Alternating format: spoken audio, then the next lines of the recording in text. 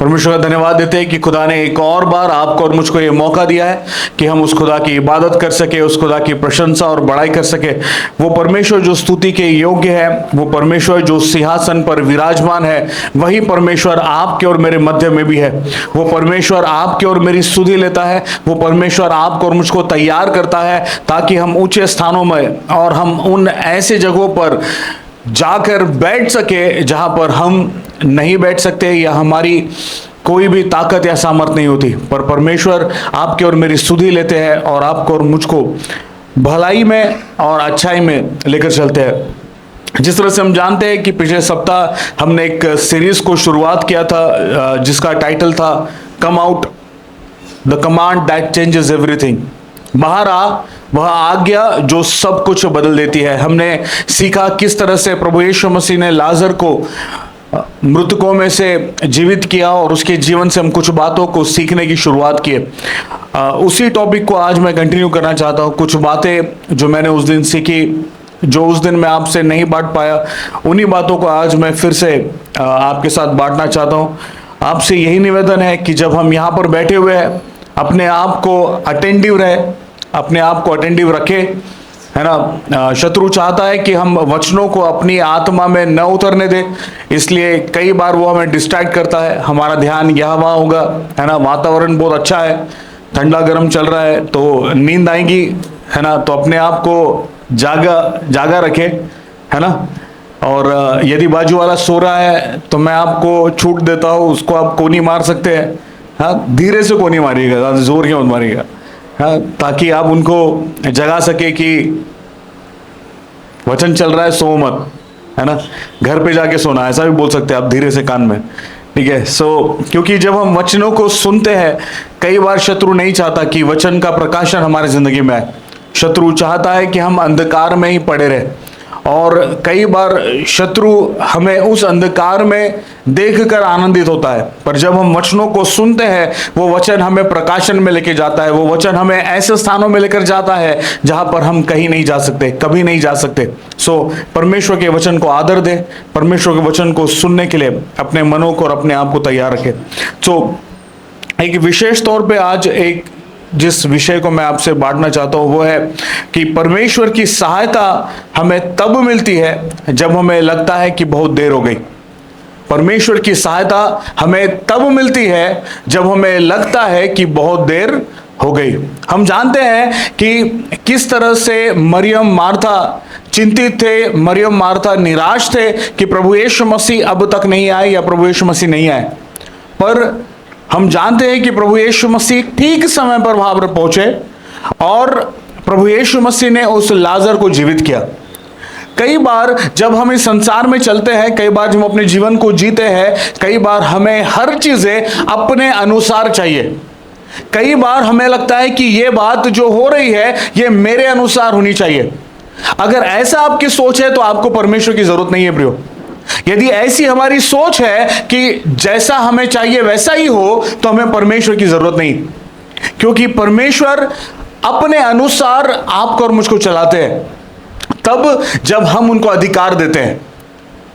आज भी जब हम अपनी जिंदगियों में कुछ कामों को करते हैं, हम कई बार अपने शारीरिक तौर पर या अपनी शारीरिक क्षमताओं के अनुसार करते हैं, इसलिए कई बार हम गिरते हैं, इसलिए कई बार हमको बहुत सारे स्थानों में हमको पराजय मिलती है क्योंकि हम अपने अनुसार कर रहे हैं। पर जब जब आप और मैं उस परमेश्वर को मौका देते हैं, जब जब आप और मैं कहते हैं कि खुदावंद आप मेरे लिए कामों को कीजिए, आप मेरे लिए रास्तों को बनाइए, आप मेरे लिए वो कीजिए जो आपको बेहतर लगता है, तब परमेश्वर इंटरवेन करते हैं और तब परमेश्वर आपके लिए और मेरे लिए उन कामों को करते हैं।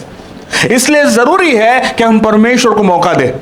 कई बार हम सब कुछ अपनी सामर्थ्य से न करें, हम अपनी समझ से न करें, हम अपनी सोचों से न करें। हमारे पास ज्ञान, बुद्धि, क्षमता वो सब कुछ है, पर वो इसलिए है क्योंकि परमेश्वर ने हमें दिया है।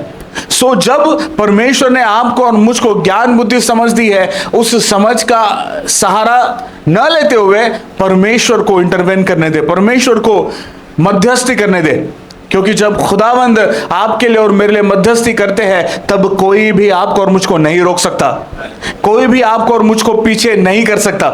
इसलिए जरूरी है कि आपका और मेरा ध्यान खुदावंद की ओर हो, आपकी और मेरी नजरें परमेश्वर की ओर हो।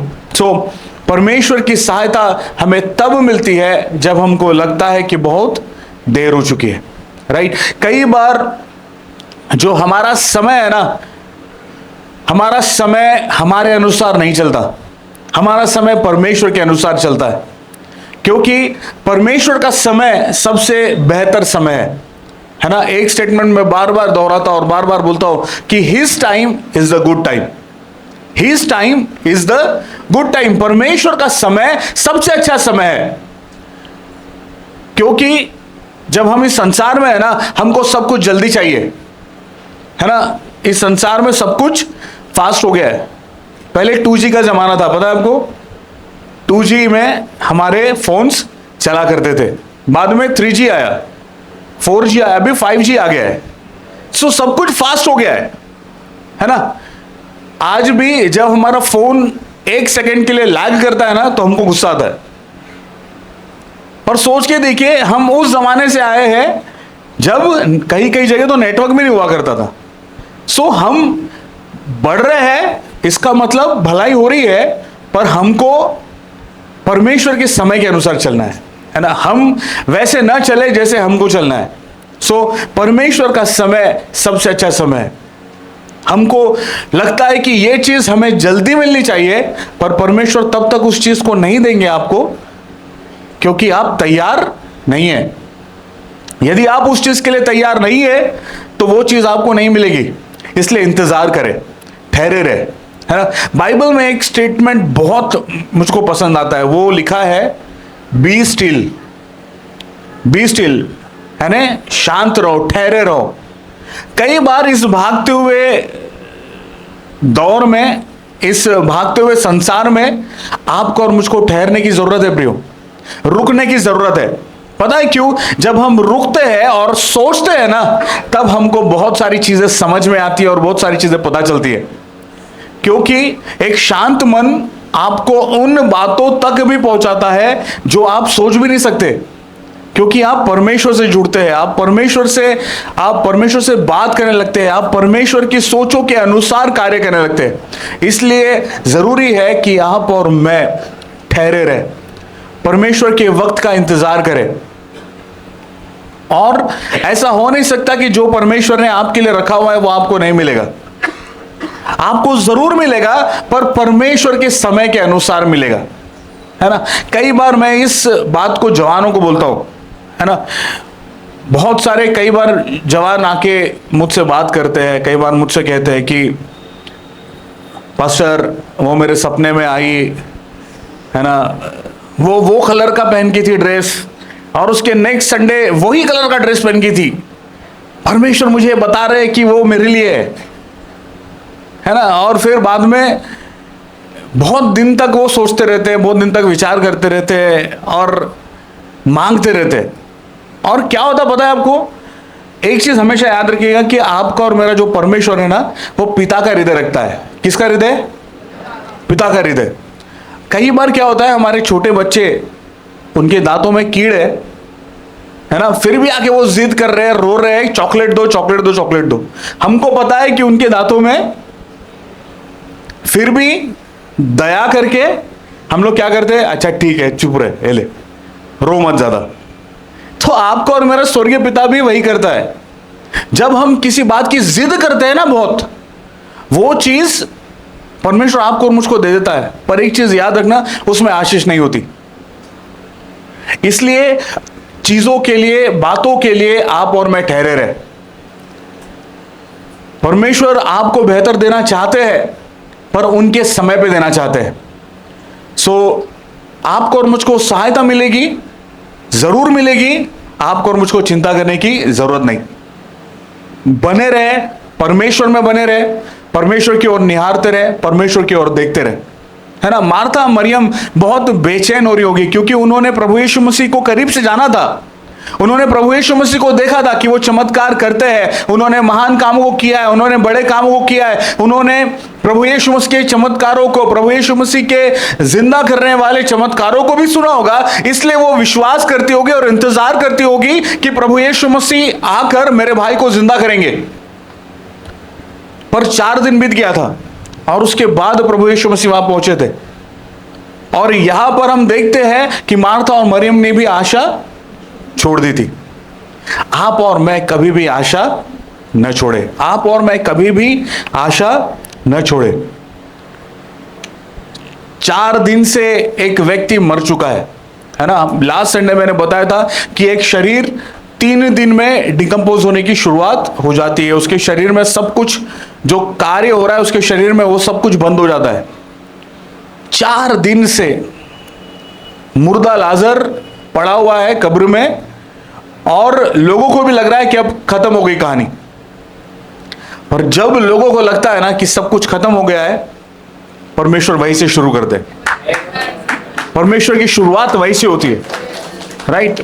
बशर्ते आप और मैं भरोसा करें, बशर्ते आप और मैं प्रभु यीशु मसीह को जगह दे कि प्रभु यीशु मसीह आप कार्य को करें।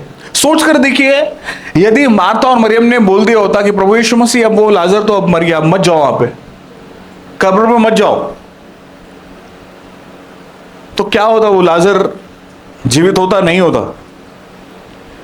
हम कई बार उन चीजों को, उन आशीषों को रोक देते हैं हमारी संकुचित सोच के अनुसार। हमारी सोच बहुत छोटी है ना। आज जब हम इस संसार में देखते हैं ना, आपको बड़ी बातें करने वाले लोग बहुत मिलेंगे, पर जब उनके ऊपर कोई चीज आ जाती है ना, वो आपके और मेरे जैसी नजर आएंगे। पर परमेश्वर के जन जो परमेश्वर के साथ चलते हैं, वो लोग जो परमेश्वर के साथ चलते हैं, वो चाहे कोई भी परिस्थिति में हो, परमेश्वर उनके लिए बड़ा कर सकता है, परमेश्वर उनके लिए महान कर सकता है ना। और ये हमने अपनी जिंदगी में देखा है। आज से 3 साल पहले, आज से 5 साल पहले जब आप अपने जीवनों को देखेंगे, आपने कभी सोचा भी नहीं होगा कि जिस स्थान पर आप हैं, उस स्थान पर परमेश्वर के अनुसार आप आए हो। आप और मैं अपनी सामर्थ्य से, अपनी ताकत से नहीं आ पाते। हम जितनी दूरी, हम जितनी जर्नी तय कर पाए ना, वो इसलिए कर पाए क्योंकि परमेश्वर का अनुग्रह, परमेश्वर का छिदा हुआ, प्रभु यीशु मसीह का छिदा हुआ हाथ, उसका दाहिना सामर्थी हाथ आपके और मेरे साथ में था, आपके और मेरे साथ में रहा। जब जब हम रुक गए, जब जब हमें लगा कि अब मैं आगे नहीं बढ़ सकता, वो एक हल्का सा पुश, वो हल्का सा एक सामर्थ्य, एक ताकत, वो प्रभु यीशु मसीह ने आपको और मुझको दिया है। और वही ताकत आपको और मुझको लेकर चलती है। इसलिए जरूरी है कि आपका और मेरा ध्यान प्रभु यीशु मसीह पर हो। जब हम इस पैराबल को देखते हैं, लाजर की परिस्थिति को देखते हैं, यहां पर हमको पता चलता है कि परिवार और लोग निराश थे। वो कह रहे थे कि अब उसके शरीर से दुर्गंध आ रही होगी। ऐसी परिस्थिति जहां पर कुछ भी आशा नहीं है, वहां पर प्रभु यीशु मसीह एक आशा को उत्पन्न कर रहे। प्रभु यीशु मसीह एक सामर्थ के महान कामों को उत्पन्न कर रहे। अपनी आपकी जिंदगी में जब कभी आपको लगेगा ना कि अब कुछ नहीं हो सकता, अब सब कुछ खत्म हो गया है, वहां पर आप प्रभु यीशु मसीह को जगह दीजिए। वहां पर आप प्रभु यीशु मसीह को अनुमति दीजिए कि प्रभु यीशु मसीह अब मुझसे कुछ नहीं हो पा रहा है, आप प्लीज मेरे लिए आप इंटरवेन कीजिए, आप प्लीज मेरे लिए कामों को कीजिए। और वो परमेश्वर अनुग्रहकारी है, वो दयालु है, वो आपकी और मेरी सुनता भी है ना। सोच कर देखिए, वो महान परमेश्वर जिसके एक शब्द से संसार रच गया, वो परमेश्वर आपकी और मेरी सुनता है। प्रियो, कौन है आप और मैं? फिर भी ये आपके लिए और मेरे लिए प्रिविलेज है, ये आपके लिए और मेरे लिए आदर है कि जब जब आप और मैं उस स्वर्गीय पिता को पुकारते हैं, वो स्वर्गीय पिता सुनता है और जवाब देता है। वो स्वर्गीय पिता सुनता है और प्रत्युत्तर देता है। हम ऐसे खुदा की इबादत करते हैं जिसके कान है, हम ऐसी खुदा की इबादत करते हैं जिसकी आंखें हैं, वो हम ऐसी खुदा की इबादत करते हैं जो आपकी और मेरी ओर नजर करता है। वचन तो यह भी कहता है कि जब जब आप और मैं उसको पुकारते हैं, वो सिंहासन से झुककर कानों को हमारी ओर करता है। ओ हालेलुया, कितना महान परमेश्वर है। वो इतना महान परमेश्वर है कि वो झुक रहा है। वो आपके लिए और मेरे लिए आवाज को सुनने के लिए झुक रहा है। आज के जमाने में कोई झुकता नहीं है। हर किसी के अंदर इंसानों में ही इतना अहम है कि कोई किसी के लिए झुकता नहीं। पर सोच के देखिए, वो महान परमेश्वर, वो स्तुति के योग्य परमेश्वर जो विराजमान है उस सिंहासन पर, उस स्वर्ग में, वो आपके लिए और मेरे लिए झुक रहा है। वो आपके लिए और मेरे लिए कानों को दे रहा है ताकि आप और मैं उसे सुने। वो महान परमेश्वर है, वो स्तुति के योग्य है। इसलिए जब कभी आपको और मुझको लगे कि कुछ नहीं हो सकता, जब आपने और मैंने संसार की ओर नजर कर लिया, लोगों की ओर मदद मांग ली और सब कुछ आपको नहीं में जवाब मिल रहा है ना, तब परमेश्वर के पास जाए। वही एक ऐसा परमेश्वर है जिसके पास हाँ में जवाब है, जिसके पास आमीन में जवाब है। जरूरी है कि आपका और मेरा ध्यान खुदा की ओर हो, आपका और मेरा ध्यान परमेश्वर की ओर हो। और जरूरी यह भी है कि हमारी कान किसकी ओर लगे हुए हैं? प्रभु यीशु मसीह की ओर देखिए। यहां पर लाजर के ही बहन लोग प्रभु यीशु मसीह को कह रहे कि अब तो कुछ नहीं है, पर प्रभु यीशु मसीह उनकी तरफ कान नहीं लगा रहे। प्रभु यीशु मसीह उनकी ओर अपने कानों को नहीं दे रहे। प्रभु यीशु मसीह वो कर रहे हैं जो पवित्र आत्मा उन्हें बता रहे। प्रभु यीशु मसीह वो कर रहे हैं जो उनको पता है कि परमेश्वर की महिमा के लिए है। आपका और मेरा कान हम कहां लगा रहे, इस बात के ऊपर ध्यान देने की जरूरत है। ऐसे लोग जो आपको परमेश्वर की महिमा के लिए तैयार करते हैं, ऐसे लोग जो आपको उत्साहित करते हैं, ऐसे लोग जो आपको खड़ा करते हैं परमेश्वर के लिए, ऐसे लोगों के साथ हमको उठने और बैठने की जरूरत है। ऐसे लोगों की ओर हमें कानों को लगाने की जरूरत है। जब आपके और मेरे कान ऐसे लोगों की तरफ लगेंगे, ऐसे जनों पे लगेंगे, तब हम उन बातों को कर पाएंगे जो परमेश्वर के अनुसार है। नहीं तो हमारी सोच भी छोटी हो जाती है। आपको और मुझको ऐसे लोगों के साथ रहने की जरूरत है जो आपको और मुझको परमेश्वर के लिए उभारते हैं, परमेश्वर के लिए खड़ा करते हैं। लाजर का परिवार कह रहा था कि अब कुछ भी नहीं है। प्रभु यीशु मसीह ने उनके तरफ ध्यान नहीं दिया, अपने कानों को उनके तरफ ध्यान नहीं लगाया, अपने कानों को उनके तरफ नहीं लगाया। प्रभु यीशु मसीह ने वो किए जो परमेश्वर की ओर से था।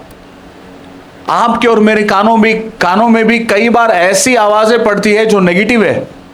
कई बार ऐसी आवाजें पड़ती है जो हमें रोक देती है, जो हमें जिस स्पीड में हम जा रहे हैं, जिस स्पीड में हम चल रहे हैं, उस स्पीड में चलने से हमें कई बार ऐसी आवाजें रोक देती है।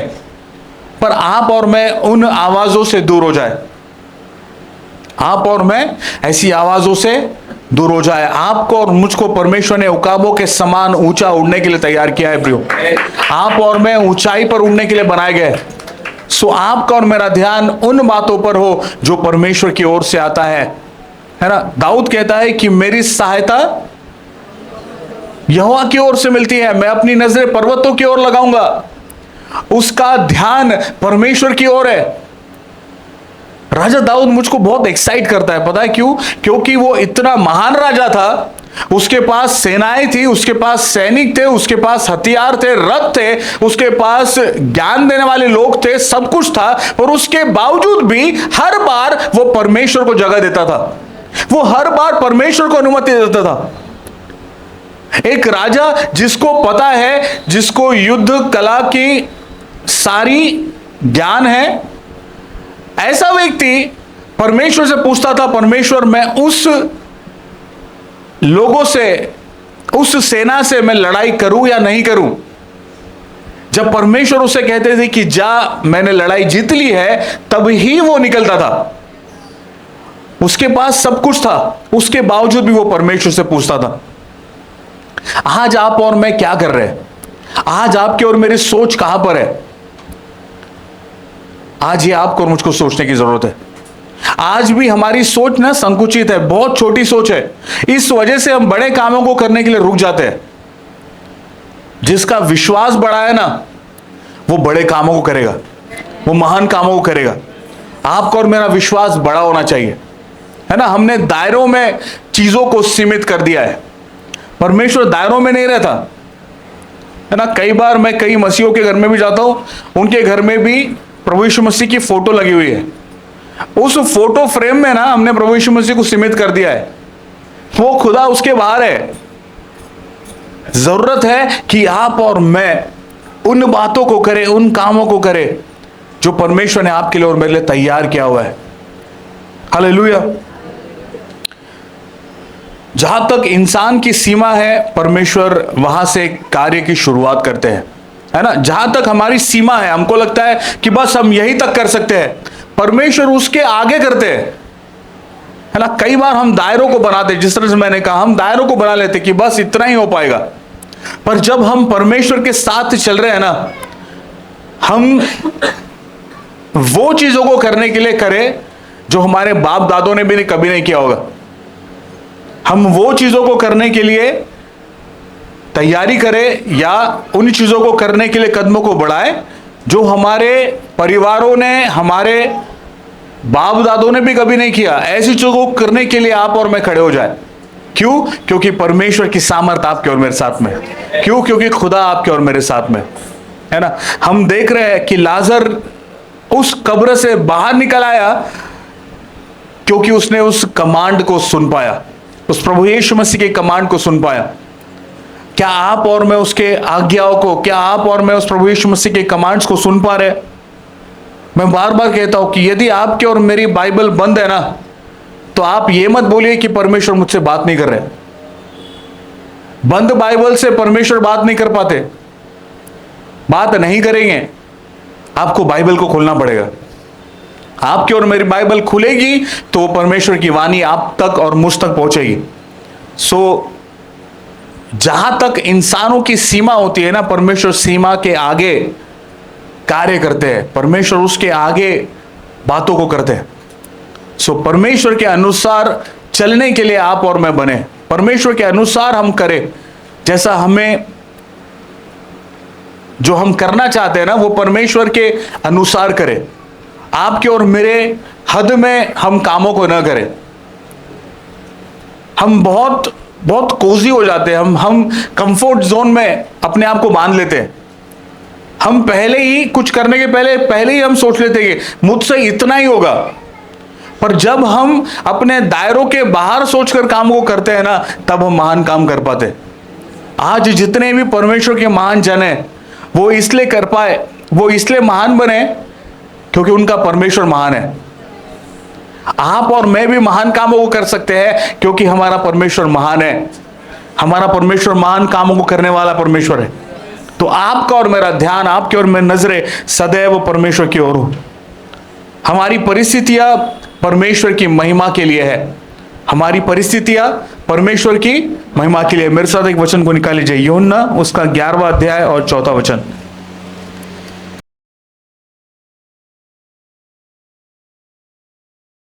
वचन क्या कहता है कि ये बीमारी किसके लिए है? परमेश्वर की महिमा के लिए है। कई बार हमारे पास कभी कोई बीमारी आ जाए ना, छोटी मोटी बीमारी, उससे आप और मैं भयभीत ना हो। कई बार हमारी बीमारियां परमेश्वर की महिमा के लिए होती है। यहां पर भी वही परिस्थिति थी, बीमारी आई उसके पास, पर परमेश्वर ने उस बीमारी को एक महान चमत्कार में बदल दिए।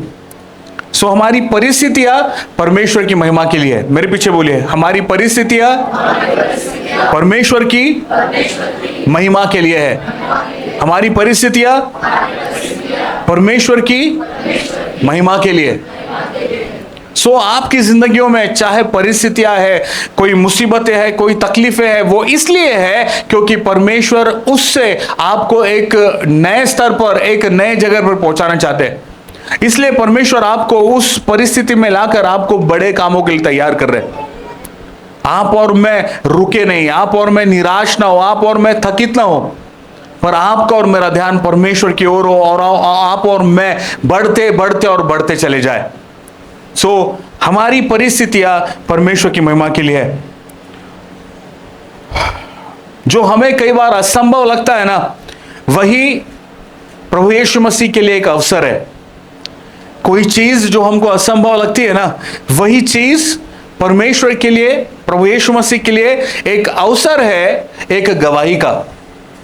आज सोच के देखिए ना, यदि आपने और मैंने उन बातों को जो आज हम कर पा रहे हैं, कभी हमने नहीं सोचा था कि हम कर पाएंगे। अगर वही हम रुक जाते तो आज हम यहां पर नहीं आ पाते।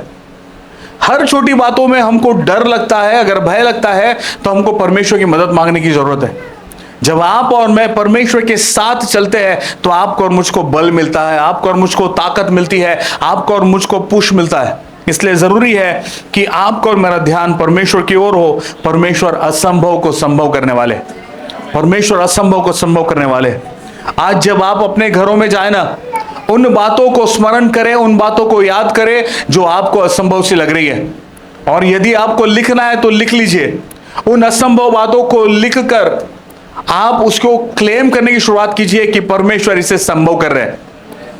और मैं विश्वास करता हूं कि आने वाले समयों में परमेश्वर उस असंभव बात को संभव जरूर करेंगे। इसलिए नहीं करेंगे कि आप में और मुझ में कुछ बेहतर है, इसलिए करेंगे क्योंकि वो परमेश्वर बेहतर है।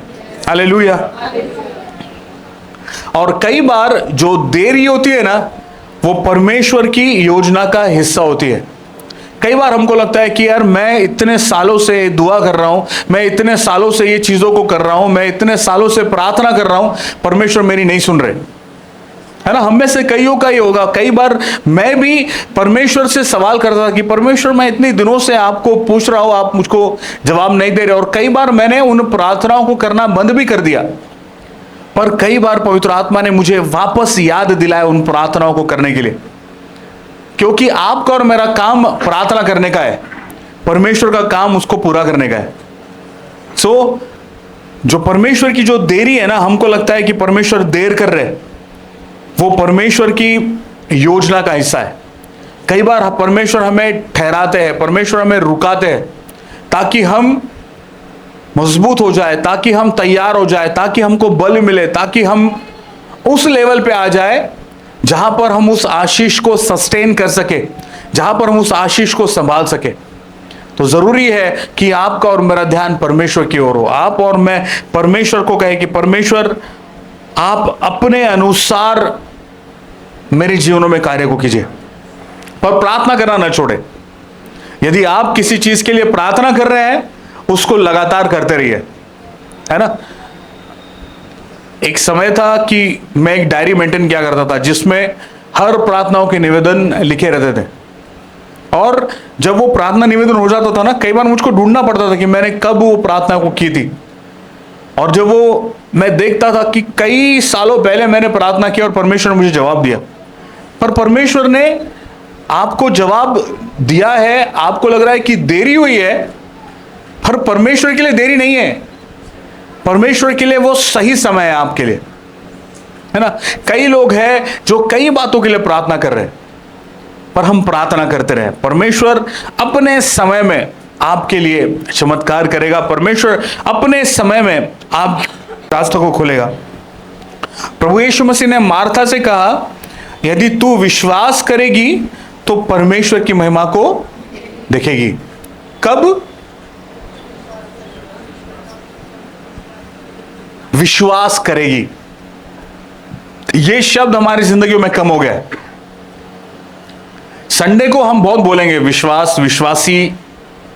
संडे के दिन हम विश्वासी है, बाकी दिन संसारी है। यदि वो विश्वासी बाकी 6 दिन भी विश्वासी रहे ना, तो काम बहुत आसान होंगे। पर हमारा कई बार विश्वास कमजोर हो जाता है। कई बार जब चीजें हमारे अनुसार नहीं होती ना, हम फ्रस्ट्रेट हो जाते हैं।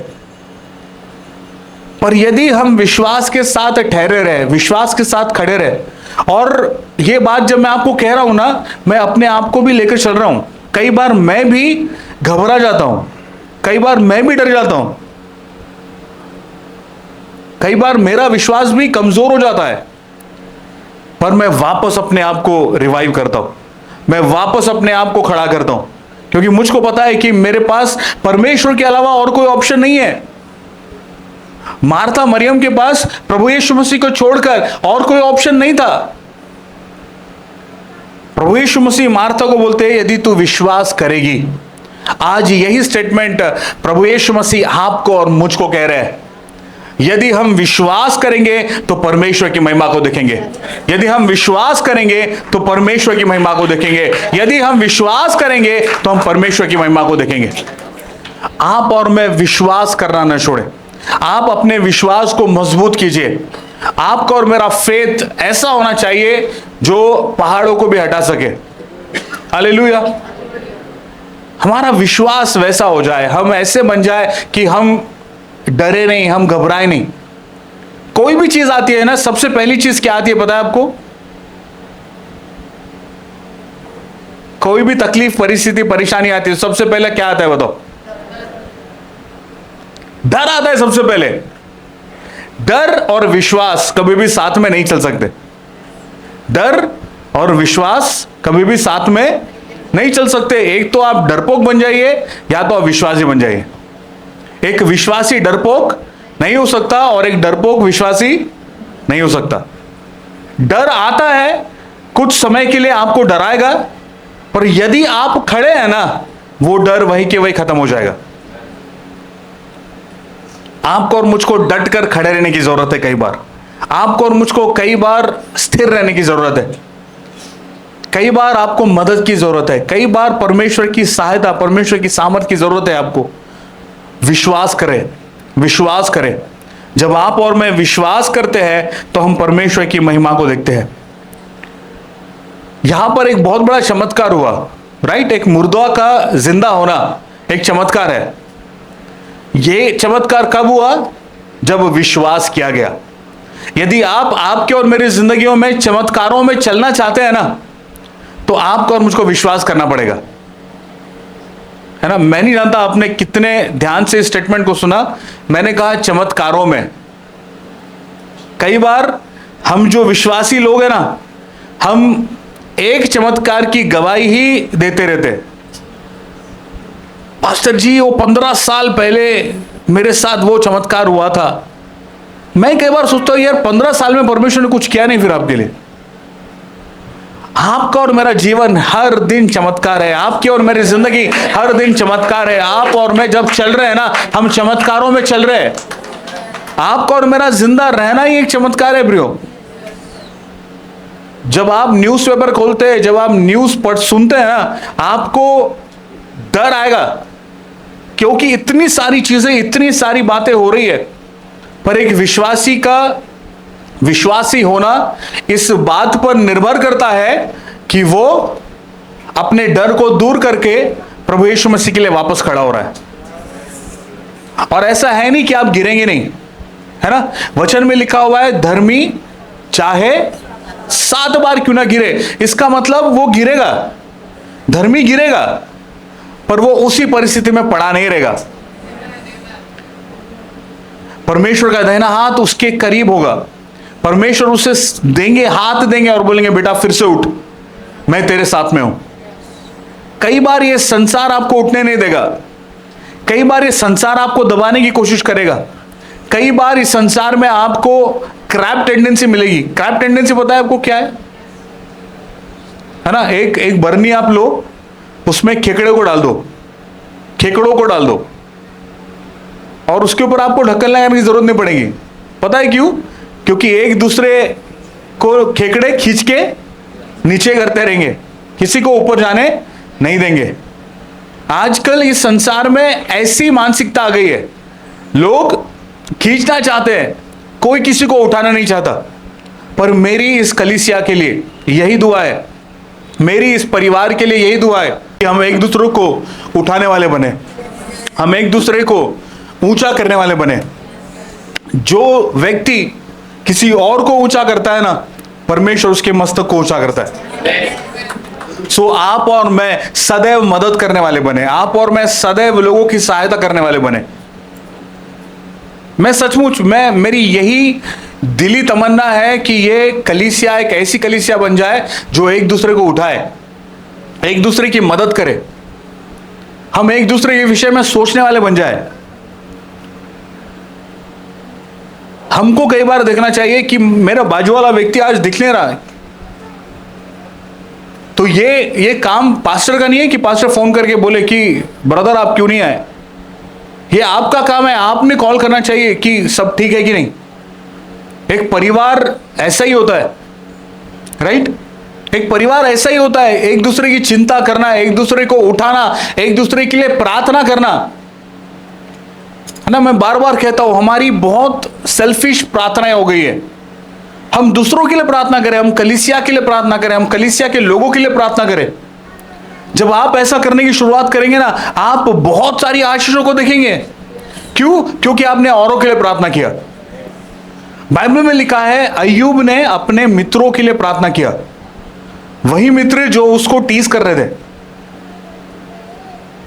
क्या लिखा है?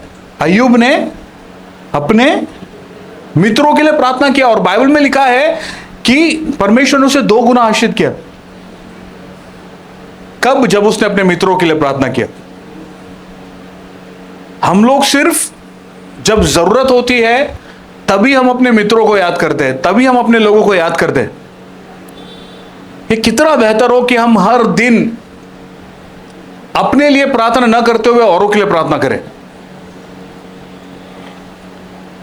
जो व्यक्ति औरों के लिए प्रार्थना करता है ना, उसके पास समय नहीं रहता कि वो अपने लिए प्रार्थना करे,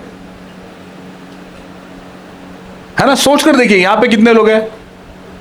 130 135 लोग होंगे।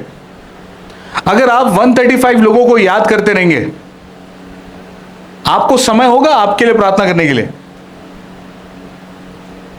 और जब हम हर एक व्यक्ति को याद करते हैं ना, परमेश्वर उनके विषय में कई बार बातों को बताते हैं कि आपको इस विषय के लिए प्रार्थना करना है। फेसबुक इंस्टाग्राम हमारे पास है, राइट। आज के बाद जब आप फेसबुक इंस्टाग्राम पे जाए, जब आपके लोग वहां पे नजर आए ना, आप उनको देखकर सिर्फ लाइक करके वापस ना आ जाए वो फोटो को। उस फोटो को देखिए और उसके लिए प्रार्थना कीजिए, उस व्यक्ति के लिए प्रार्थना कीजिए। कई बार ये मैं आपको मेरा पर्सनल चीज बता रहा हूं, कई बार मैं किसी व्यक्ति की फोटो को देख रहा हूं और पवित्र आत्मा मेरे को उस व्यक्ति के विषय में बता रहे हैं कि ये विषय के लिए प्रार्थना कर। और प्रार्थना खत्म करने के बाद जब कभी मैंने उसको कॉल करके पूछा ना, मैंने उसको वही परिस्थिति में पाया। आप और मैं जब प्रार्थनाएं करते ना, परमेश्वर आपको और मौका देते हैं प्रार्थना को करने का। एक प्रार्थना योद्धा कौन होता है? जो प्रार्थनाओं को करते रहता है। और जरूरी नहीं है कि आप सारे कामों को छोड़कर आप बैठ गए वैसी प्रार्थना करते हुए। हम हर बातों को करते हुए, हम हर कामों को करते हुए प्रार्थना कर सकते हैं। जरूरी है कि हम प्रार्थना करें। चमत्कार होने के पहले विश्वास आता है। आप और मैं विश्वासी बने, आप और मैं विश्वास करने की शुरुआत करें। और जो विश्वास करता है ना, वही बड़े कामों को देखेगा। आप और मैं विश्वास करने की शुरुआत करें, हम बड़े कामों को देखेंगे। परिस्थितियों के परे परमेश्वर पर भरोसा करें। परिस्थितियों के परे परमेश्वर पर भरोसा करें। आपको और मुझको जरूरत है कि हम सिर्फ परिस्थिति परिस्थिति परिस्थिति बोलते रहते हैं। परमेश्वर उन बातों से परे है, परमेश्वर उन चीजों से बढ़कर है। परमेश्वर हमारी परिस्थिति परेशानियों से बड़ा है, महान है। हम परिस्थितियों को ही बड़ा ना बनाए प्रियो, परमेश्वर की ओर देखे, परमेश्वर की ओर ताके, परमेश्वर की ओर निहारे। परमेश्वर आपको जरूर मदद करेंगे, परमेश्वर आपको जरूर सहायता करेंगे। प्रभु यीशु मसीह ने एक कमांड दिया लाजर को कि हे लाजर बाहर निकला, और उस लाजर ने उस कमांड को सुना और तब वो उस परिस्थिति से बाहर निकल गया। हमारे कान कहां लगे हुए हैं? हमारा ध्यान कहां लगा हुआ है? शत्रु बहुत चालाक है, वो आपको आपकी परिस्थितियों में दबोच कर रखता है, पता है आपको, ताकि आप उस परिस्थिति से बाहर न निकले, ताकि आप उस परिस्थिति से निकलकर परमेश्वर के विषय में न सोच सके। आज हमारे पास 1000 गवाहियां होगी, पर हम उन गवाहियों को याद नहीं कर पाते। पता है क्यों? क्योंकि हमारी परिस्थितियां हमको हमारी गवाहियों से बड़ी लगती है। इसलिए जरूरी है कि आपका और मेरा ध्यान, आपके और मेरी नजरें सदैव परमेश्वर की ओर हो। यदि आपको चमत्कार चाहिए तो पहले आपको विश्वास करना पड़ेगा। बाइबल में जितने भी चमत्कार हुए ना, कई सारे चमत्कारों में प्रभु यीशु मसीह ने कहा कि तेरे विश्वास ने तुझे चंगा किया है। आप और मैं कई बार हमारी बीमारियों से हम चंगे क्यों नहीं हो रहे पता है? क्योंकि हम विश्वास नहीं कर रहे। सो विश्वास करने की शुरुआत करें, आप जरूर अपने जीवन में महान कामों को देखेंगे। एक और बात जो मैं आपके साथ बांटना चाहता हूं वो ये है कि परमेश्वर को आपकी वास्तविक दशा पता है। परमेश्वर को आपकी वास्तविक दशा पता है। कई बार ये सवाल हम में से कई लोगों ने खुदा से किया होगा कि परमेश्वर आप नहीं जानते मैं किस दशा में हूं, या कई बार हम लोगों को बोलते हैं आपको नहीं पता मैं किस परिस्थिति में हूं। पर सोच कर देखिए, वो खुदा जो सिंहासन पर है, जो स्वर्ग में है, वचन कहता है कि उसकी नजरें पृथ्वी पर लगी रहती है, तो क्या वो आपको नहीं देख रहा? वो खुदा जिसने आपके नाम को अपने हथेली पर खोद कर रखा है, क्या पता नहीं होगा कि आपकी परिस्थितियां क्या है? परमेश्वर को पता है कि आपकी परिस्थिति क्या है, आप किन बातों में है। सो परमेश्वर को आपकी वास्तविक दशा पता है। मेरे साथ एक वचन को निकाल लीजिए, यूहन्ना उसका 11वां अध्याय और 43 वचन।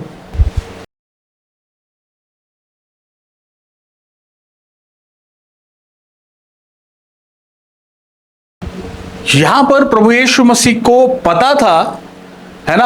आजू बाजू के लोग बोल रहे हैं 4 दिन हो गए, वो लाजर मर गया है, अब उसमें से बदबू आ रही होगी, अब वो सड़ गया होगा, आजू बाजू के लोग कह रहे हैं। पर प्रभु यीशु मसीह को पता था कि प्रभु यीशु मसीह की एक आवाज उसको जिंदा कर सकती है। प्रभु यीशु मसीह को पता था कि प्रभु यीशु मसीह क्या कर सकते हैं। आप और मैं जो प्रभु यीशु मसीह के साथ चलने वाले लोग हैं ना, हमको पता रहना चाहिए कि हम क्या कर सकते हैं। आपको और मुझको पता रहना चाहिए कि हम क्या कर सकते हैं। हम छोटे कामों के लिए तो है ही नहीं। सबसे पहले परमेश्वर ने बड़े कामों के लिए हमको चुना है। पर कब? जब हम कदमों को बढ़ाएंगे, कब? जब हम विश्वास करेंगे। जिस तरह से मैंने कहा कि परमेश्वर को वास्तविक दशा पता है, इसका मतलब परमेश्वर से कुछ भी नहीं छुप सकता। परमेश्वर से कुछ भी नहीं छुप सकता। ऑस्ट्रिच पता है आपको? ऑस्ट्रिच के बारे में सुना है आपने? जब कभी भी कोई प्राणी उसके ऊपर हमला करता है ना, ऑस्ट्रिच क्या करता है पता है?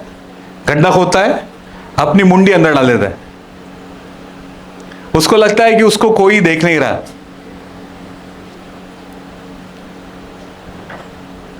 मैं सच कह रहा हूं। ऑस्ट्रिच गड्ढा खोदेगा, अपनी मुंडी अंदर डाल देगा, और उसको लगता है कि उसको कोई भी नहीं देख रहा है। कई बार हमको ऐसा लगता है कि हमको कोई नहीं देख रहा है। नागपुर का एक बहुत प्रसिद्ध शब्द है शहाणा, वो हम बन जाते हैं कई बार। हमको लगता है कि अरे किसी को पता नहीं चलेगा, पर आप भूल जाते हैं कि वो परमेश्वर जो आपके उठने बैठने, आपके चलने फिरने, यहां तक कि आपकी सोच को भी जो दूर से पहचान लेता है, वो आपको क्यों नहीं जानता होगा? वो आपकी दशा को क्यों नहीं जानता होगा? इसलिए जरूरी है कि हम इस बात को समझ लें कि मेरे परमेश्वर से कुछ नहीं छिप सकता। और कई बार हम क्या करते हैं ना, हम चीजों को ढांपने की कोशिश करते हैं। गलती होती है, पाप होता है, उस पाप को ढांपने के लिए हम तैयारी करने लग जाते हैं। पर कितना बेहतर है कि हम उस पाप को हम एक्सपोज करें। जब जब आप अपनी गलतियों को, अपने पापों को परमेश्वर के सामने एक्सपोज करेंगे ना, वहां पर हीलिंग आएंगी, वहां पर डिलीवरेंस आएगा, वहां पर अद्भुत बातें होगी, वहां पर चमत्कार होंगे।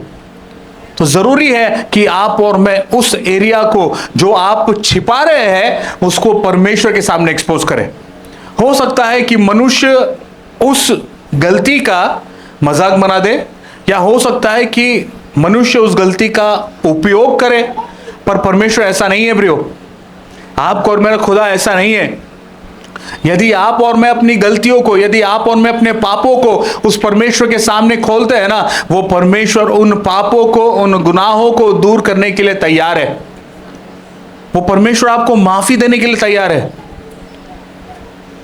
पर शत्रु की जो चाल है ना, वो क्या है पता है? आपको और मुझको गिल्ट में लेके आने की। हम कई बार सबसे पहले यदि किसी चीज को बंद करते हैं ना, यदि कोई पाप या गलती होती है, वो है प्रार्थना।